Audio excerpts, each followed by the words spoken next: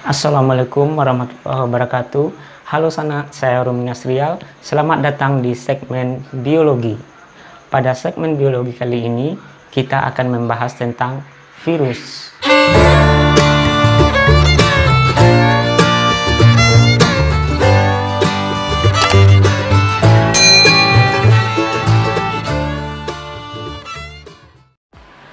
Baiklah kawan-kawan semuanya, tentu kita sudah tidak asing lagi mendengar kata virus.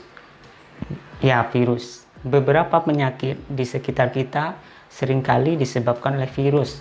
Seperti influenza misalnya, yang disebabkan oleh virus influenza, flu burung, kemudian AIDS yang disebabkan oleh virus HIV, kemudian virus yang sangat pandemi sekarang ini, yaitu COVID-19 yang menyerang sistem pernapasan pada manusia. Nah, tahukah kawan-kawan sebenarnya apa sih yang dimaksud dengan virus tersebut? Kok bisa menimbulkan penyakit pada manusia? Sebelum kita memahami lebih lanjut apa yang dimaksud dengan virus, alangkah baiknya kita mengetahui terlebih dahulu sejarah atau awal mula ditemukannya virus. Pada tahun 1883, seorang ilmuwan Jerman yang bernama Adolf Mayer melihat adanya bintik-bintik yang ada pada tanaman tembakau. Dan dia belum memastikan apakah bintik-bintik tersebut virus atau bakteri. Kemudian beberapa tahun selanjutnya, seorang ilmuwan dari Rusia yang bernama Dmitry Ivanovsky melanjutkan penelitian yang diteliti oleh Adolf Mayer tersebut. Dia menyaring getah dari tanaman tembakau tersebut dengan saringan bakteri. Kemudian hasil saringannya tersebut disuntikkan ke tanaman tembakau yang lebih sehat. Kemudian apa yang terjadi? Tanaman tembakau sehat tersebut juga ikutan menjadi sakit. Nah, di sini dia berkesimpulan bahwa yang menyerang tanaman tembakau tersebut patogennya lebih kecil dari bakteri. Kemudian beberapa tahun selanjutnya, ilmuwan dari Belanda yang bernama Bengering menyimpulkan bahwa patogen tersebut dapat berkembang biak pada inangnya. Kemudian pada tahun 1935, seorang ilmuwan yang berasal dari Amerika Serikat yang bernama Stanley dapat mengkristalkan patogen yang menyerang tembakau tersebut dan dinamakan dengan tobacco mosaic virus. Jadi disinilah awal mulanya virus ditemukan pada tanaman tembakau. Selanjutnya, mari kita masuk tentang karakteristik atau ciri-ciri dari sebuah virus. Virus bukan merupakan sebuah sel yang dikenal juga dengan aseluler. Kenapa virus bukan merupakan sebuah sel?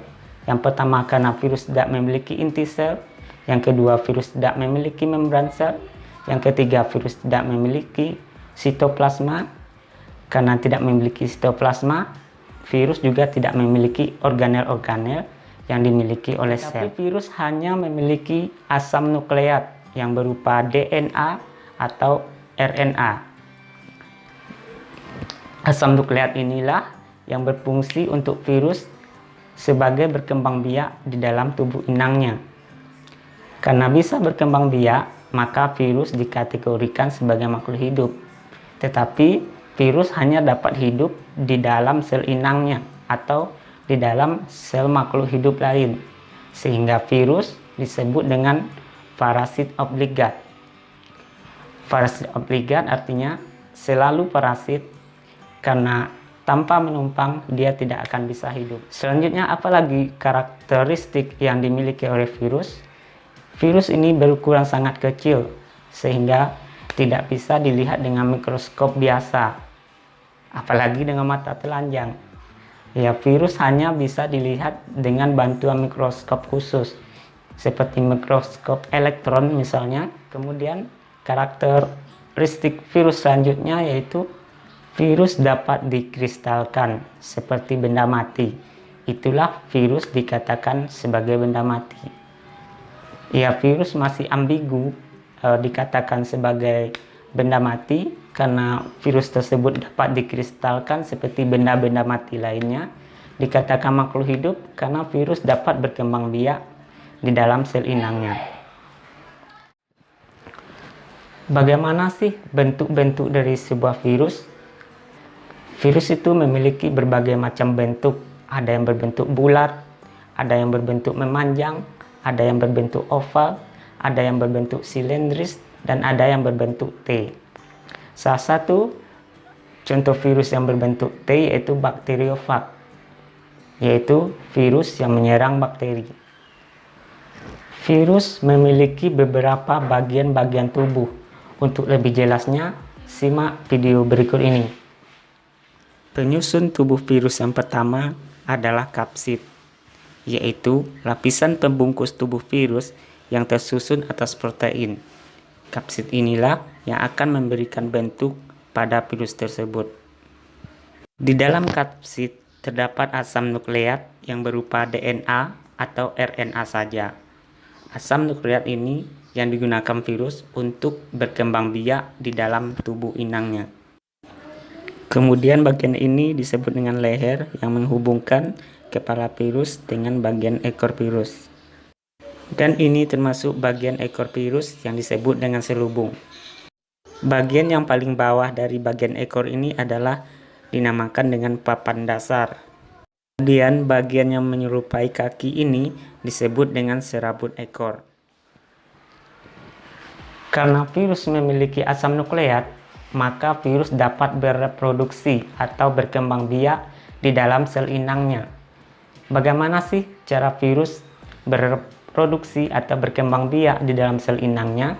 Yaitu dengan dua cara. Yang pertama secara litik dan yang kedua secara lisogonik.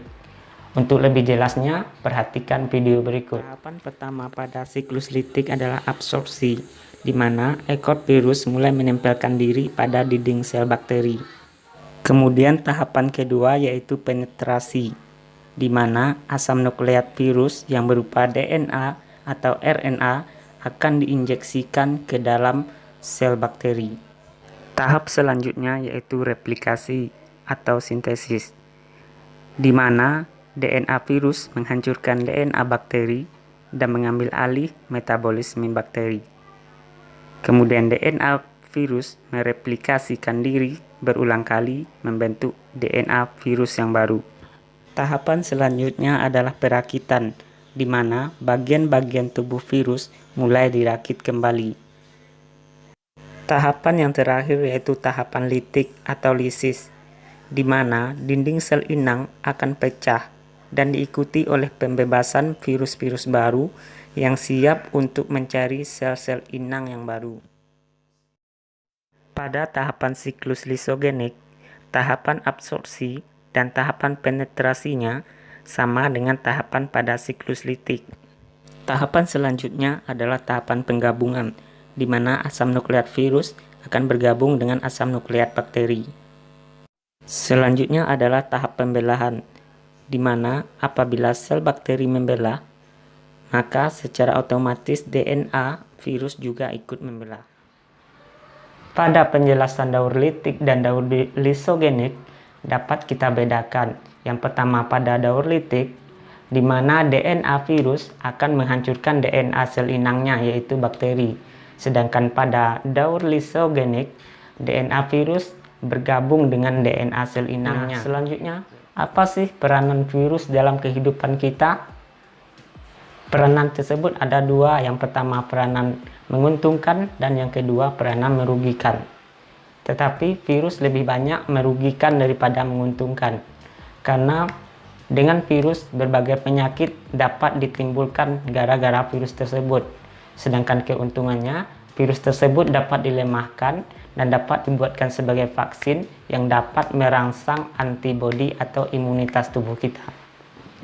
Demikianlah beberapa penjelasan pendek mengenai virus.